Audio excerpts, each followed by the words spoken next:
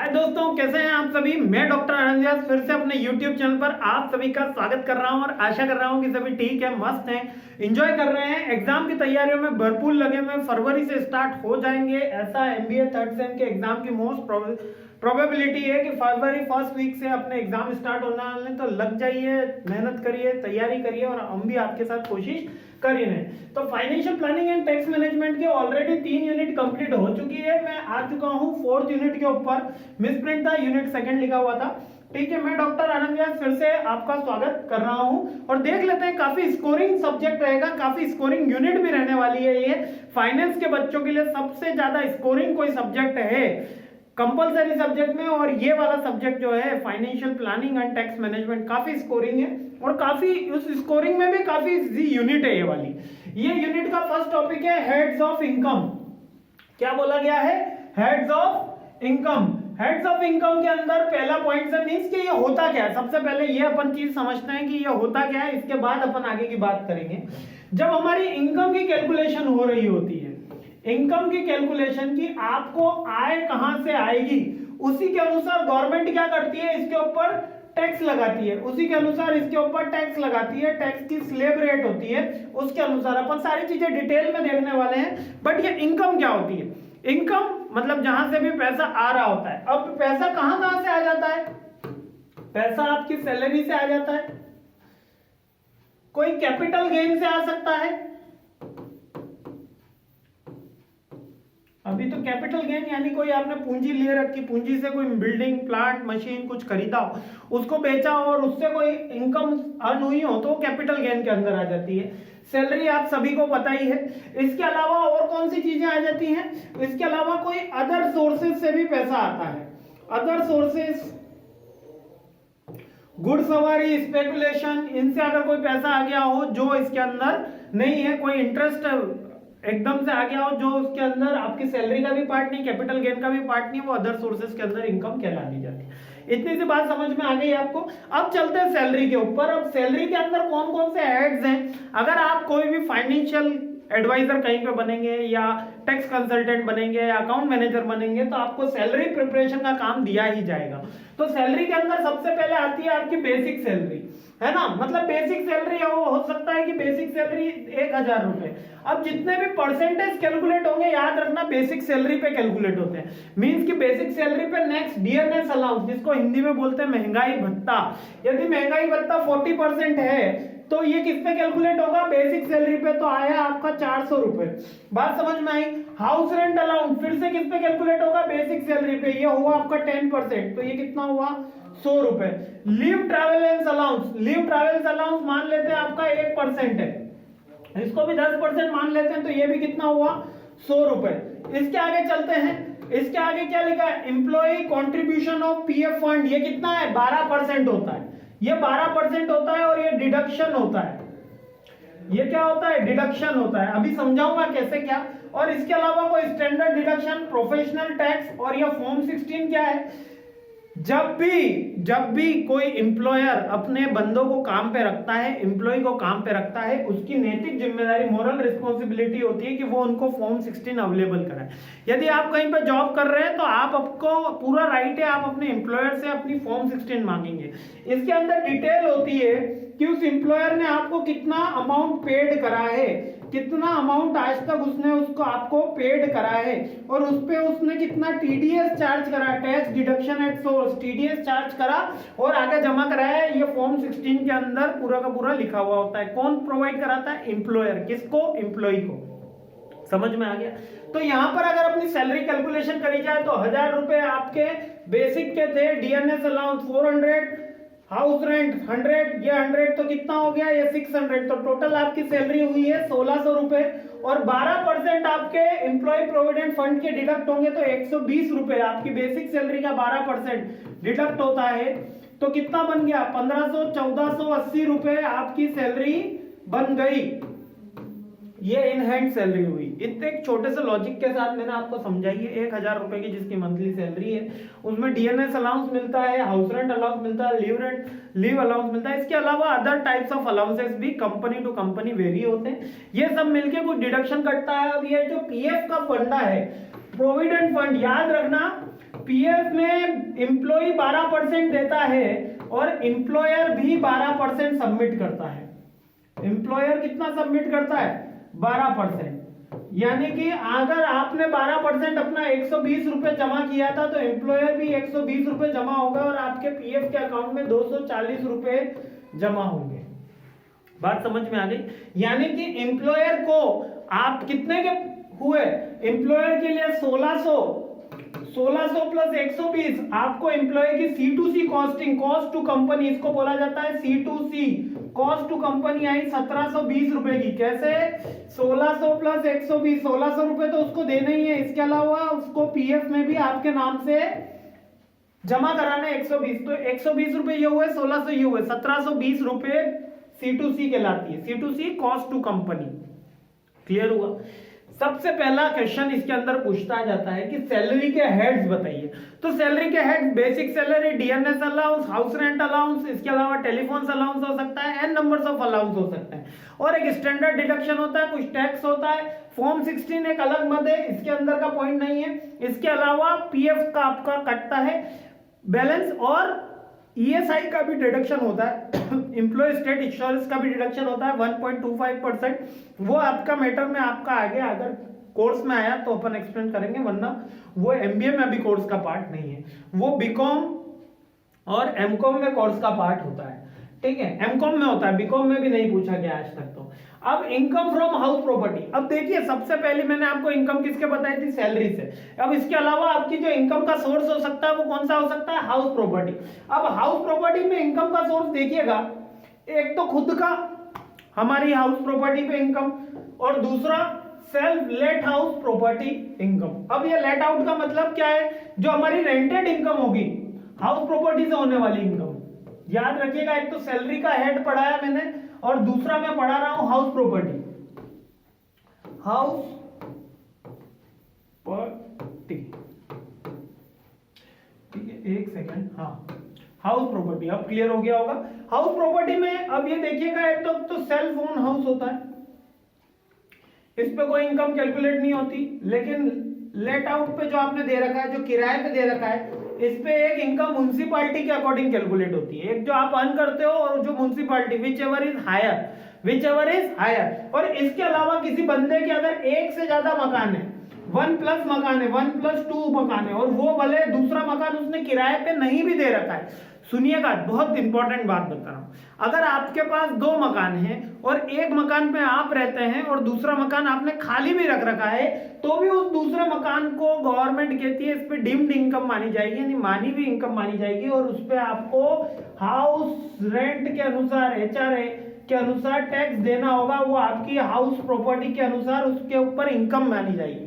यानी कि municipality rent अगर उसका चल रहा है 1000 रुपए, 1500 रुपए, तो वो आपकी इनकम का हिस्सा मानी जाती है, यदि आपके केस के अंदर एक से ज्यादा मकान है। क्लियर? ऐसा नहीं कहा जा सकता एक में मैं रहता हूं, एक में मेरे पिताजी रहते हैं, ऐसा नहीं कहा जा सकता। ठीक है। हाँ, अब इसको एसेस कैसे करते हैं, इसकी कैलकुलेशन कैसे होती है? बहुत सिंपल है। डिटरमाइन ग्रॉस एनुअल वैल्यू, उसके बाद रिड्यूस प्रॉपर्टी टैक्स, यानी कि हमने एक एनुअल वैल्यू उसकी डिटरमाइन करी, उसके बाद उसमें से प्रॉपर्टी टैक्स माइनस करा। 30% NAV towards the standard deduction कितना है इसका? 30%। इसके बाद रिड्यूस होम लोन का इंटरेस्ट, इसके बाद income from house property calculate कर दी जाती है, और लॉस अगर कुछ हुआ हो तो वो सेट ऑफ कर दिया जाता है। अभी समझा देता हूं, 1 मिनट के अंदर समझ जाओगे, कहीं कोई समस्या नहीं है कि house income from house property कैसे कैलकुलेट करते हैं। एमबीए के परसेप्शन से नॉन कॉमर्स स्टूडेंट को समझा रहा हूं। मान लेते हैं सबसे पहला कि क्या कि ग्रॉस एनुअल वैल्यू, मान लेते हैं कि मेरे को उससे 20,000 रुपए मंथली रेंट मिलता था। ठीक है, तो साल भर का कितना हो गया? 2,40,000 हो गया, इंटू 12 कर दिया मैंने।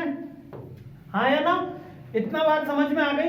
Sir net annual value tax minus कर देते हैं। मान लेते हैं इसके ऊपर टैक्स 10% है। कितना परसेंट है म्युनिसिपैलिटी टैक्स? 10%। तो टैक्स कितना माइनस हो गया? 24,000। 24,000 माइनस हो जाएगा 2,40,000 में से हम क्या माइनस कर देंगे? 24,000 माइनस कर देंगे। बात समझ में आ रही है ना? तो 6 बच जाएगा और 3 में से 2 गए 1, 2,16,000। 2,16,000 इसकी क्या आ गई, एनएवी आ गई, नेट एसेसमेंट वैल्यू। अब 2,16,000 में से हम 30% डायरेक्ट माइनस कर देंगे। 2,16,000 में से 2,16,000 में से हम 30% माइनस कर देंगे। ठीक है, पहले इसका सिंपल सा अपन 2,16,000, यहां तक आपको समझ में आया। 2,40,000 कहां से आया, इंटू 12 करा, इंटू 20,000 इंटू 12 करा, तो क्या आ गया आपके पास 2,40,000 आया। 2,40,000 को आपको क्या करना है, 2,40,000 में से आपको म्युनिसिपैलिटी टैक्स माइनस करना है, जो टैक्स होगा माइनस करना है। मैंने मान लिया 10% है, तो टैक्स कितना हुआ 24,000, तो क्या बचा 2,16,000 रुपए बचे। अब 2,16,000 में से स्टैंडर्ड डिडक्शन 30% है। कितना है स्टैंडर्ड डिडक्शन 30%, 2,16,000 माइनस 30%, तो कितना आया 1,51,200। ये आपकी हाउस प्रॉपर्टी की वैल्यू आई है, इतनी आपकी वैल्यू आई है, इसके ऊपर आपको टैक्स देना होगा। अब इसके अंदर determining the income from house property, ये आपकी इनकम आ गई है। अगर कोई लोन ले रखा है इस हाउस प्रॉपर्टी के ऊपर, आपने कोई होम लोन ले रखा है, तो उसका जो इंटरेस्ट होता है, अब मान लेते हैं कोई 10 लाख का लोन ले रखा था, उस पे 1 लाख रुपए सालाना इंटरेस्ट लग रहा है। कितना इंटरेस्ट लग रहा है 1 लाख रुपए, तो ये जो 1,52,000 हमारे यहां पर आया है, 1,51,200 आया है, इसमें हम क्या माइनस कर देंगे 1 लाख रुपए माइनस कर देंगे as the part of interest. अगर इस पे इतना मेरे को इंटरेस्ट लग रहा है, तो नेट वैल्यू आई मेरी 51,200। और अगर कोई लॉस हुआ हो फ्यूचर में, कोई कैपिटल लॉस हुआ, कौन सा लॉस, केवल कैपिटल लॉस हुआ हो, तो वो सेट ऑफ किया जा सकता है, वरना 51,200 मेरी इनकम का पार्ट कहलाएगी। क्लियर है, इनकम का पार्ट कहलाएगी। क्लियर, हाँ, तो वापस से इस पे चलते हैं। पहले डिटरमाइनिंग करना है अपने एक हाउस रेंट की वैल्यू, फिर उसकी रिड्यूस करना है उसमें से जो टैक्स आएगा, उसके बाद 30% स्टैंडर्ड डिडक्शन है, उसके बाद होम लोन होगा तो उसका कोई इंटरेस्ट माइनस किया जा सकता है, उसके बाद आपकी वैल्यू आ जाएगी। और अगर कोई लॉस हुआ है, कोई कैपिटल लॉस हुआ है, तो उसको सेट ऑफ कर सकते हैं। अगर मान लो कैपिटल लॉस 5 लाख का था, तो यहां पर हम उसका कितना 51,000 पूरा का पूरा सेट ऑफ हो जाएगा।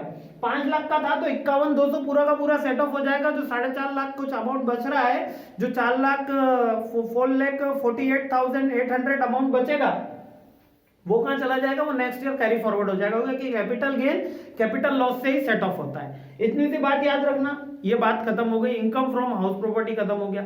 इनकम फ्रॉम सैलरी मैंने बता दिया, तो कुछ छोटे छोटे पॉइंट है। इनकम फ्रॉम सैलरी के अंदर 6-7 पॉइंट है, वो बता दिए। इनकम फ्रॉम हाउस प्रॉपर्टी के सारे पॉइंट बता दिए। कहां दिक्कत आ रही है, अब नेक्स्ट क्या कह रहा है, profit and gain from business, यानी कि अगर आप बिजनेस भी कर रहे हैं, अब ऐसा जरूरी नहीं है कि हर जना हर चीज कर रहा हूं।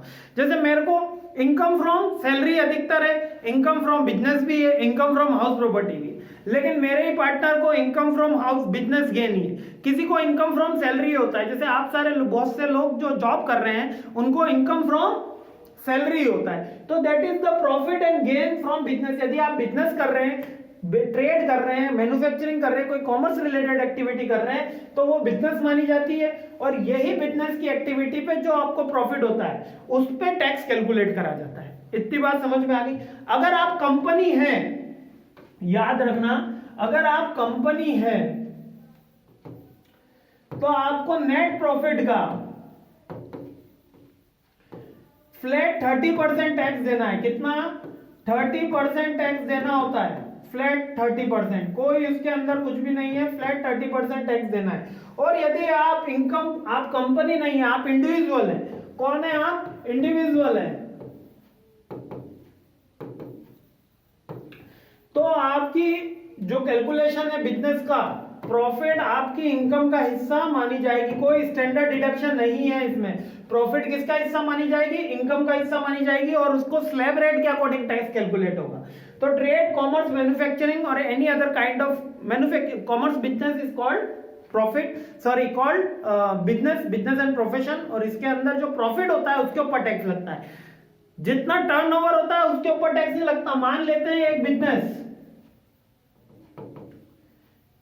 1 लाख 10 लाख की सेल करता है, कितने की, चलो 10 लाख मान लेते हैं, 10 लाख की सेल करता है और 2 लाख रुपए उसको प्रॉफिट होता है। कितना प्रॉफिट हो रहा है?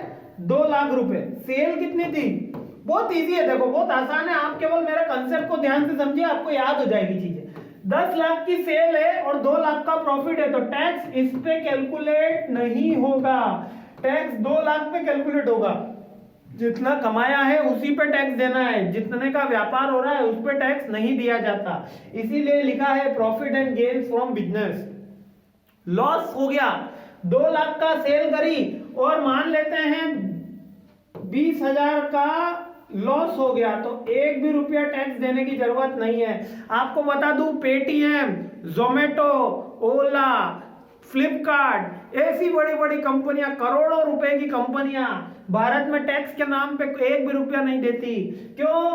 चेक करिएगा क्यों? क्योंकि हमेशा बैलेंस शीट में क्या बताती है? लॉस। आप देखिए जोमेटो की बैलेंस शीट उठा के देखिए, पेटीएम की उठा के देखिए, देखिए कि वो कितना लॉस दे रही हैं। कंपनियां, फ्लिपकार्ट कंपनी की उठा के देखिए, वो लॉस बताती हैं अपने बैलेंस शीट में। इतना का ट्रांजैक्शन में वो लॉस में है, मेकिंग कंपनी है। प्रॉफिट में अभी अभी आई है, जब शुरुआत के समय में था तो पूरा लॉस मेकिंग कंपनी थी। समझ में आया?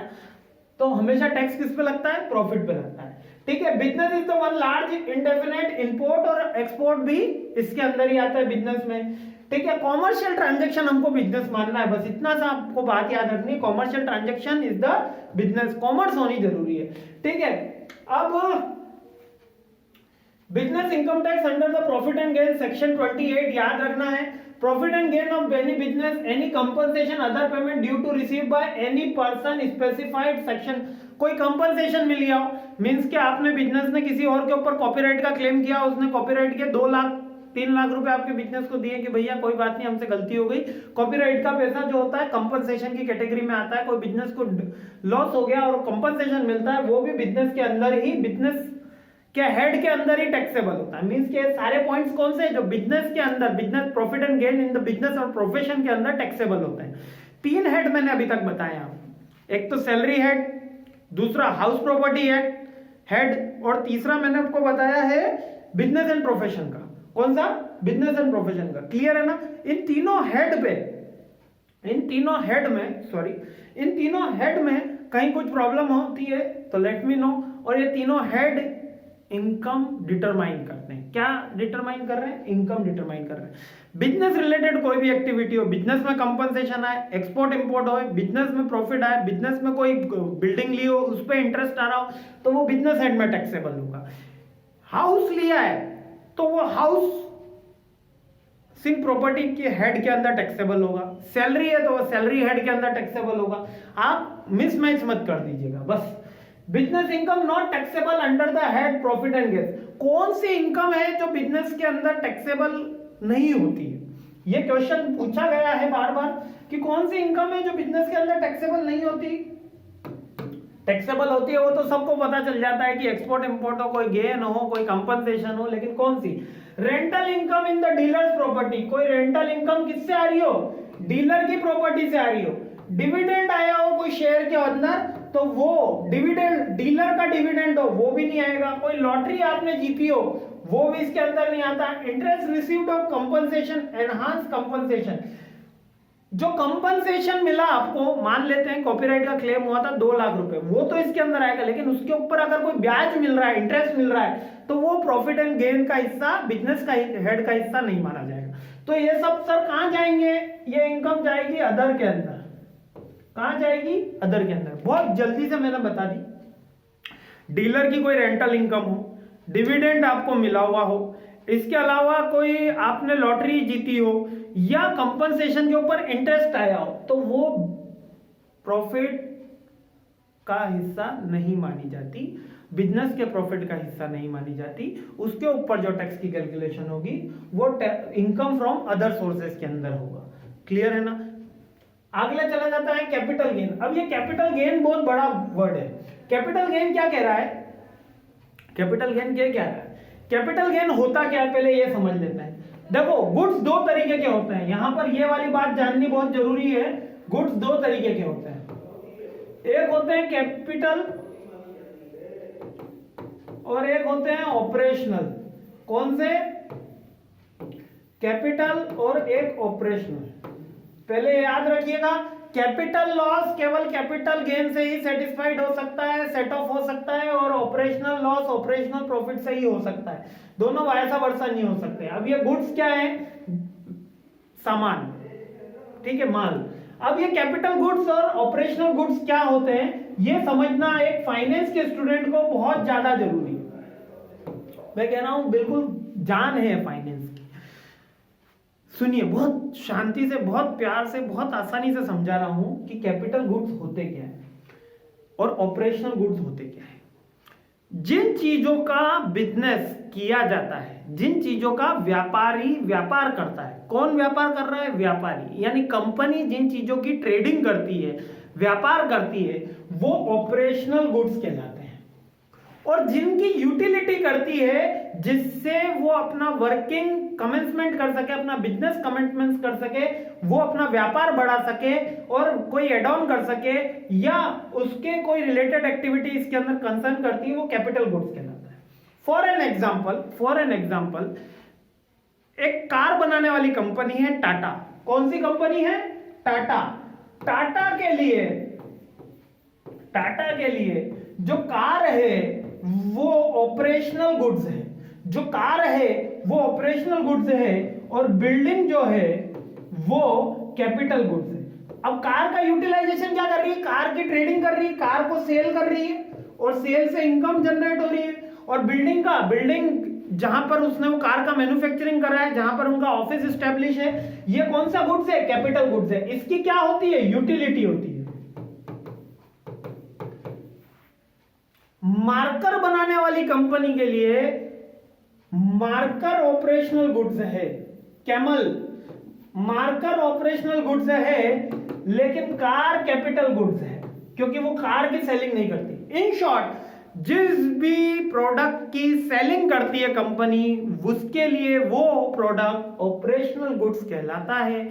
और जिस प्रोडक्ट का यूटिलाइजेशन करती है वो अपने बिजनेस को रन करने में, या उसको एनहांस करने में, या हेल्प करने में, उस प्रोडक्ट को डेवलप करने में, वो कैपिटल गुड्स कहलाता है।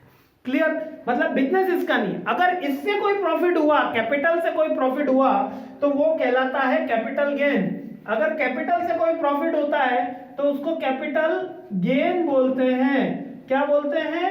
Capital gain. और हमेशा याद रखना, कैपिटल गेन अलग ढंग से सेट ऑफ होगा, उसका इनकम में कैलकुलेशन अलग होती है, और ऑपरेशनल गुड्स की अलग होगी। इसके अंदर जो गेन होगा वो बिजनेस का गेन कहलाता है, बिजनेस का गेन कहलाता है। ठीक है?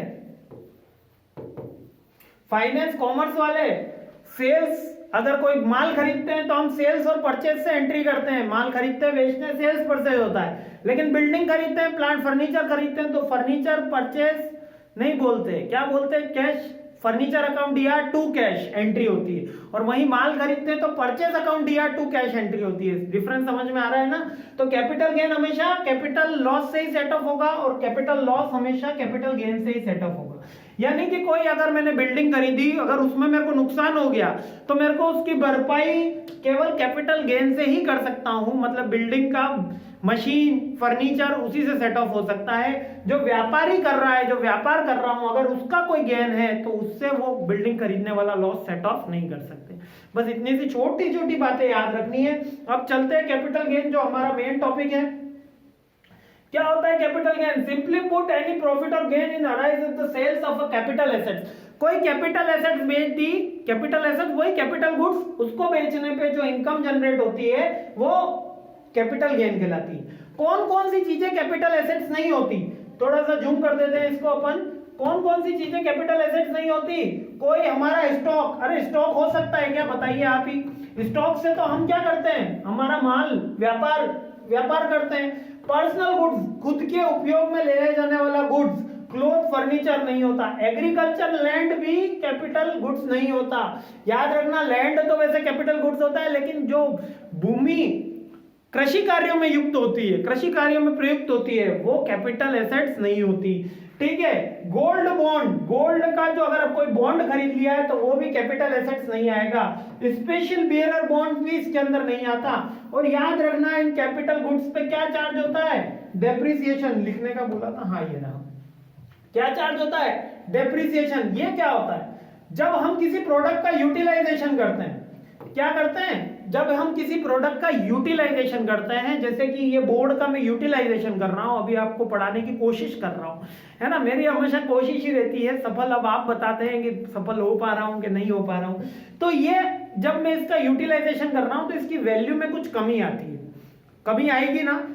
ये बोर्ड की वैल्यू में जो कमी आती है वही इसका डेप्रिसिएशन कहलाता है। यहाँ पे एसी लगा हुआ है, उस एसी को चलाने के बाद, जो एसी को यूटिलाइज करने के बाद जो उसकी वैल्यू में डिक्रीमेंट आता है वो डेप्रिसिएशन कहलाता है। और ये हमेशा किस पे लगता है? कैपिटल गुड्स पे लगता है, स्टॉक पे नहीं लगता। किस पे लगता है? कैपिटल गुड्स पे चार्ज होता है। जिस भी प्रोडक्ट का मैं यूटिलाइजेशन करता हूं और उससे जो डिक्रीमेंट आता है उस प्रोडक्ट की वैल्यू के अंदर, वो डेप्रिसिएशन कहलाता है। आई होप क्लियर हो गया होगा। और कैपिटल गेन ऐसे ही कैलकुलेट किया जाता है, जैसे कि मैंने 1 लाख की कोई मशीन खरीदी। कितने की खरीदी भैया? 1 लाख की मशीन खरीदी है 2018 में। तो 2022 में मैंने उस मशीन को 1,30,000 में बेच दिया। कितने में बेच दिया? चलो 1,30 में नहीं, अपन ज्यादा में नहीं बेचते, अपन उसको बेचते हैं, मान लेते हैं 80,000 में सोल्ड कर दिया। कितने में सोल्ड करा? 80,000 में सोल्ड कर दिया। तो आप क्या कहोगे? सर 20,000 का लॉस हो गया। बोलोगे कि नहीं बोलोगे कि सर यहाँ पे देखिए 20,000 का लॉस हो गया, आपने 1 लाख में मशीन ली थी और 80,000 में बेच दी, तो आपकी कंपनी को कितना लॉस हो गया? 20,000 का। लेकिन 2018 में ली थी, 2022 में बेची। 4 साल कंपनी ने वो प्रोडक्ट का यूटिलाइजेशन किया होगा। कितने साल? 4 साल।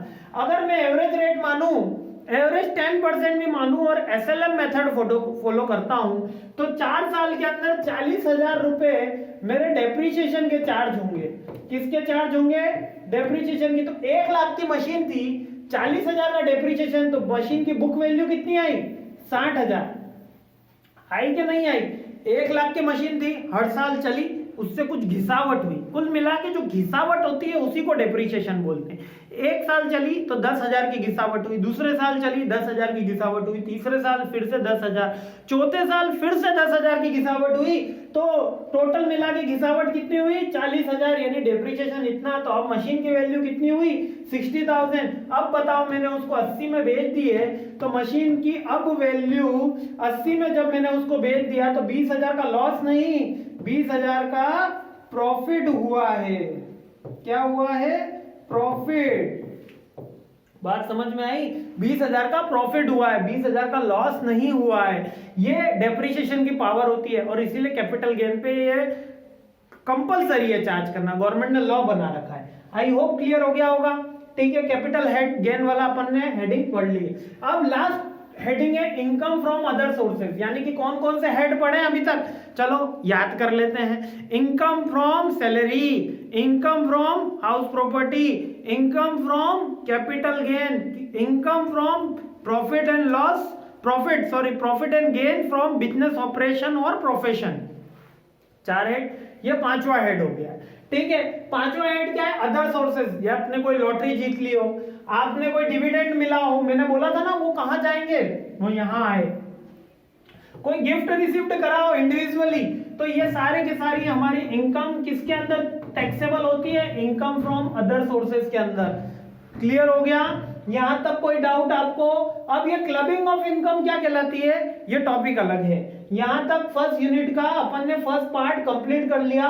क्लबिंग ऑफ इनकम का टॉपिक से अपन नेक्स्ट टॉपिक शुरू करेंगे। लास्ट नटशेल में बता देता हूं, मैंने आपको बताया है टैक्स कैलकुलेशन में हमारे पास 5 इनकम सोर्स हैं। कौन कौन से हैं आइए देख लेते हैं। आपको कितना याद है? यहां पर देख लो, इनकम सोर्स पहला कौन सा है? सैलरी, बराबर सैलरी। हाँ, दूसरा कौन सा है? House property.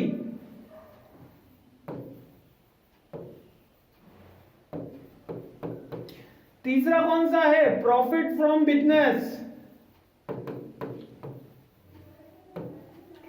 Business and profession. चौथा कौन सा है? Capital gain. याद हो गया? और 5वां कौन सा है दोस्तों? अभी अभी पड़ा है अदर, जिसके अंदर कोई लॉटरी जीतूंगा, कोई गिफ्ट मिलेगा, कोई डिविडेंड मिलेगा, वो अदर सोर्सेज ऑफ इनकम इसके अंदर आता है। अदर सोर्सेज ऑफ इनकम, बताओ बात गलत है क्या? हो गया क्लियर? ये पांचों पॉइंट एक साथ पूछे जाते हैं एग्जाम में, बहुत ही इंपॉर्टेंट क्वेश्चन बनता है। और कभी कभी तो सैलरी के ही हेड्स पूछ लेता है, कभी पांचों एक साथ पूछ लेता है। बहुत ही इजी क्वेश्चन है। 30 मिनट के अंदर अपन ने बहुत बड़ा पार्ट आपकी 4th यूनिट का कंप्लीट कर लिया। आपको समझ में आया नहीं आया, feel free to comment and thanks for watching my this video. I really really really appreciate your time. जय हिंद, मस्त रहिए, खुश रहिए। सेकंड पार्ट जल्द लेकर आ रहा हूँ, 5th यूनिट भी जल्द लेकर आ रहा हूँ। जल्दी ये सब्जेक्ट कंप्लीट करेंगे और इसी के साथ एंजॉय करेंगे। जय हिंद।